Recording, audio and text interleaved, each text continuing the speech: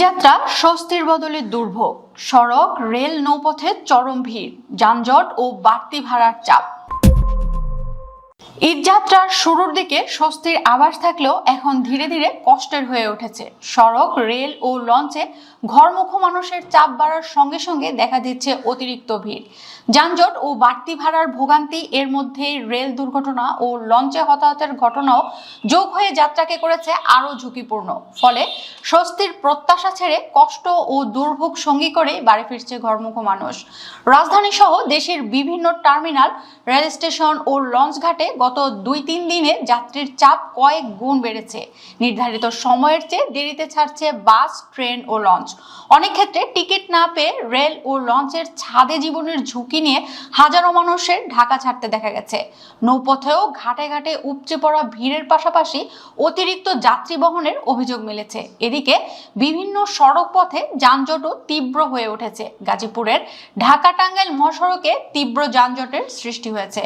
দুপুরের পর যানজট তীব্র আকার ধারণ করেছে বলে খবর পাওয়া গেছে। দীর্ঘ সময় ধরে সড়কে আটকে থেকে চরম ভোগান্তিতে পড়েছেন হাজার হাজার যাত্রী।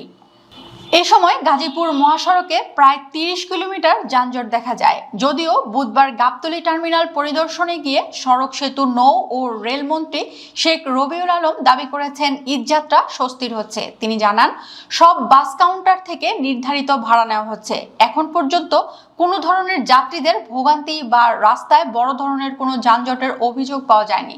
সবাই এখানে নির্ধারিত ভাড়া নিচ্ছে। কয়েকটি পরিবহন 20 থেকে 30 টাকা কমও নিচ্ছে। এখানে পুলিশ বুথ আছে, কেউ বাড়তি ভাড়ার অভিযোগ দিলে সঙ্গে সঙ্গে ব্যবস্থা নেওয়া হচ্ছে। অথচ সব রুটেই 200 থেকে 300 টাকা বেশি নেওয়ার খবর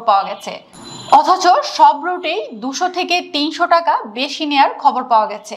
বুধবার ভোর থেকে দুপুর পর্যন্ত সদরঘাট থেকে 40 থেকে 45টি যাত্রীবাহী লঞ্চ দেশের বিভিন্ন গন্তব্যে ছেড়ে গেছে দেখা গেছে।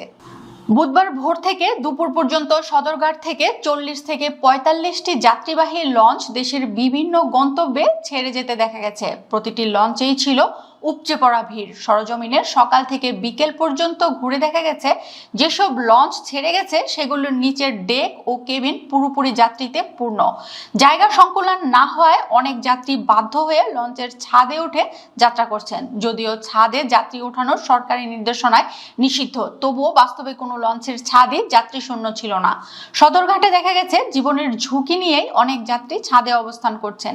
কেউ পরিবার পরিজন নিয়ে, কেউ বন্ধুদের সঙ্গে আনন্দ উল্লাসে মেতে উঠেছেন।